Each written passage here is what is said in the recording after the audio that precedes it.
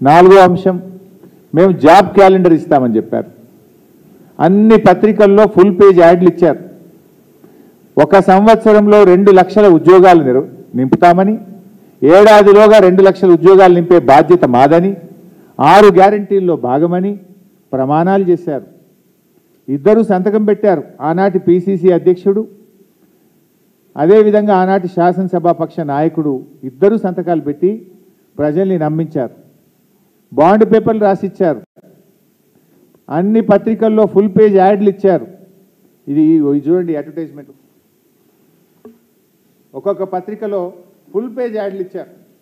మేము 6 గ్యారంటీలు అమలు చేస్తాం, ఏడాదిలోగా 2 లక్షల ఉద్యోగాలు ఇస్తాం, ఇది మా జాబ్ క్యాలెండర్ అని ఇచ్చారు. ఏమైంది?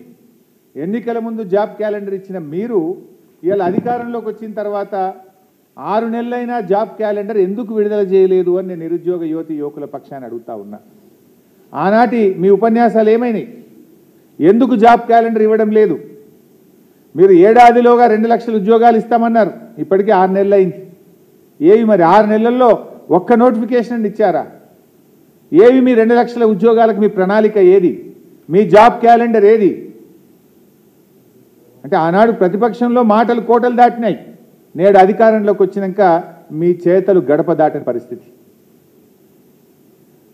ఇది నిరుద్యోగ యువకులను మోసం చేయడం కాదా? ఎందుకు 6 నెలలైనా మీరు జాబ్ క్యాలెండర్ ఇవ్వలేదో ఇవాళ యువకులకు సమాధానం చెప్పాలని చెప్పి నేను డిమాండ్ చేస్తా ఉన్నా. ఐదవది, ఆ రోజు ఏమన్నారు? రాష్ట్రంలో 25,000 ఉపాధ్యాయ పోస్టులు ఖాళీగా ఉన్నాయి. మేము అధికారంలోకి వస్తే మొదటి క్యాబినెట్లోనే మెగా డిఎస్సికి 25,000 ఉద్యోగాలతో నింపుతామని మాట ఇచ్చారు. ఏమైంది మీ మెగా డిఎస్సి? ఇవాళ ఎందుకు 11,000 ఉద్యోగాలకే పరిమితం చేశారు? ఆనాడు 25,000 ఖాళీలు ఉన్నాయని చెప్పిన మీరు ఇవాళ మెగా డిఎస్సిని 11,000కే ఎందుకు పరిమితం చేశారు? ఇచ్చిన మాట ప్రకారంగా ఉపాధ్యాయ ఉద్యోగాలను 25,000కు పెంచి మెగా డిఎస్సిని మరి నిర్వహించాలని చెప్పి బీఆర్ఎస్ పార్టీ డిమాండ్ చేస్తూ ఉంది. ఇవాళ ఈ రాష్ట్రంలోని నిరుద్యోగ యువకుల పక్షాన ఇవాళ ఈ రాష్ట్ర ప్రభుత్వం ముందు 5 డిమాండ్లు సూటిగా పెడతా ఉన్నాం. ఈ 5 డిమాండ్లు కూడా మీరు రాతపూర్వకంగా ఇచ్చిన హామీలు, మీరు నిరుద్యోగ యువకులకు మీ ఉపన్యాసాలలో ఇచ్చిన హామీలు, ఇవన్నీ కూడా మీరు ప్రజలకు ఇచ్చిన హామీలు అడుగుతున్నాం. మేము కొత్త డిమాండ్లు ఏం పెట్టడం లేదు. సో డిమాండ్ నెంబర్ 1, గ్రూప్ 1లో 1:100 చొప్పున మెయిన్స్ పరీక్షలకు పిల్లల్ని అనుమతించాలి. డిమాండ్ నెంబర్ 2, గ్రూప్ 2లో 2,000 ఉద్యోగాలు పెంచి గ్రూప్ 3లో 3,000 ఉద్యోగాలు పెంచి గ్రూప్ 2, గ్రూప్ 3 పరీక్షలు నిర్వహించాలి అని చెప్పి డిమాండ్ చేస్తూ ఉన్నాం. Demand number 3, exam to exam మధ్య 2 నెలల గ్యాప్ ఉండాలని చెప్పి ఆ రోజు మీరు ఇచ్చిన మాటను అమలు చేయాలని, ఇప్పటికే ఇచ్చిన తేదీలు వాటిని మార్చి ఎగ్జామ్ టు ఎగ్జామ్ 2 నెలలు వ్యవధి ఉండే విధంగా ఇచ్చిన మాట నిలుపుకోవాలని చెప్పి డిమాండ్ చేస్తూ ఉన్నాం. డిమాండ్ నెంబర్ 5, 2 లక్షల ఉద్యోగాలతో జాబ్ క్యాలెండర్ ఇస్తామని చెప్పి 6 నెలలైనా ఇప్పటిదాకా జాబ్ క్యాలెండర్ విడుదల చేయలేదు.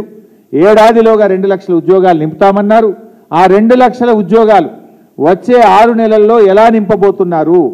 ఆ జాబ్ క్యాలెండర్ను విడుదల చేసి ఆనాడు ఇచ్చిన మాట ప్రకారంగా వచ్చే 6 నెలల్లో 2 లక్షల ఉద్యోగాల నియామకాల ప్రక్రియ పూర్తి చేయాలని డిమాండ్ చేస్తున్నాం. డిమాండ్ నెంబర్ 5, ఆ రోజు 25,000 ఉపాధ్యాయ ఖాళీగా ఉన్నాయని చెప్పారు. ఆ ఇచ్చిన మాట ప్రకారంగా 25,000 ఉపాధ్యాయ ఉద్యోగాల భర్తీకి మెగా డిఎస్సి నిర్వహించాలని, ఇప్పటికే మీరు ఇచ్చిన 11,000 ఉద్యోగాలను 25,000కు పెంచి మరి డిఎస్సి నిర్వహించాలని చెప్పి మేము డిమాండ్ చేస్తూ ఉన్నాం. ఈ 5 డిమాండ్లు రాష్ట్రంలోని నిరుద్యోగ యువకుల పక్షాన మేము చేస్తూ ఉన్నాం. ఆ పిల్లలు చాలా బాధపడ్డారు. Public service commission chairman Mahender Reddy గారి దగ్గరికి వెళ్తే ఇది మా చేతుల్లో లేదు, ప్రభుత్వాన్ని అడగమని చెప్తున్నారట. ఇవాళ 2 months గ్యాప్ విషయంలో కానీ, పోస్టులు పెంచే విషయంలో కానీ పిల్లలు వెళ్ళి చైర్మన్ గారిని అడిగితే ఇది మా చేతుల్లో లేదు, ప్రభుత్వాన్ని అడగమంటున్నారట. ప్రభుత్వ పెద్దల దగ్గరికి వెళ్ళి కాళ్ళ వేళ్ళ పట్టినా వాళ్ళు స్పందించడం లేదని బాధపడుతున్నారు. ప్రొఫెసర్ కోదండరామ్ గారి ఇంటికి కూడా వెళ్ళాం. సార్ మీరు ఆ రోజు మీరు మాట ఇచ్చారు, గ్రూప్ 2, గ్రూప్ 3 ఉద్యోగాలు 2000 3000కు పెంచుతామని మీరే కదా ఆ రోజు మా దగ్గరికి వచ్చి చెప్పారు. మీరే కదా ఆ రోజు రేవంత్ రెడ్డి గారి ఇంటికో బట్టి విక్రమార్క గారి ఇంటికి మమ్మల్ని పంపారు.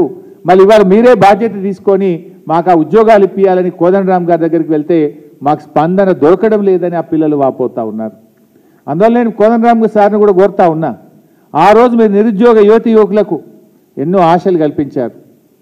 మరి మీ మీద నమ్మకం కొద్దీ వాళ్ళు కాంగ్రెస్ పార్టీకి మీరు ఓట్లు వేయించారు, ప్రచారం చేయించారు. మరి ఈరోజు ఆ బాధ్యత తీసుకోండి. ఆ రోజు నిరుద్యోగ యువతి యువకులకు మీరు ఇచ్చిన బాధ్యత ఈరోజు తీసుకోవాలని కోదండరామ్ గారిని కోరుతా ఉన్నా. ఎందుకంటే మీ మీద ఉన్న గౌరవం కాపాడుకోండి. ఇలా గ్రూప్ 2 ఉద్యోగాలు 2000 యాడ్ చేయండి, గ్రూప్ 3లో 3000 యాడ్ చేయండి. అదేవిధంగా 1:100లో గ్రూప్ 1 ఉద్యోగాలకు అవకాశం ఇవ్వండి.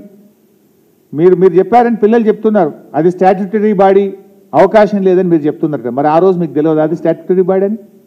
ఆ రోజు మీరు 1:100 అవకాశం ఇస్తామని మీరే కదా ఈ పిల్లల్ని రెచ్చగొట్టారు. ఇప్పుడు మహేందర్ రెడ్డి గారి దగ్గరికి వెళ్తేనేమో ప్రభుత్వాన్ని అడగమంటారు, ప్రభుత్వం దగ్గరికి వెళ్తేనేమో అది స్టాట్యూటరీ బాడీ అని ఒకరి మీద ఒకరు చెప్పి పిల్లలకి ఇలా అన్యాయం చేస్తూ ఉన్నారు.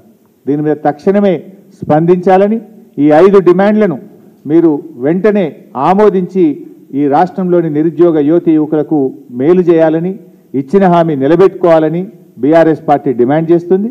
ఒకవేళ మీరు స్పందించకపోతే తప్పకుండా రాబోయే రోజుల్లో ఈ రాష్ట్రంలోని నిరుద్యోగ యువతి యువకుల మధ్య వాళ్ళ పక్షాన పెద్ద ఎత్తున ప్రజా పోరాటానికి కూడా శ్రీకారం చుడతాం. వాళ్ళకు న్యాయం జరిగేదాకా వాళ్ళకు వెన్నంటి ఉంటామని చెప్పి ఈ ప్రభుత్వాన్ని హెచ్చరిస్తా ఉన్నాం.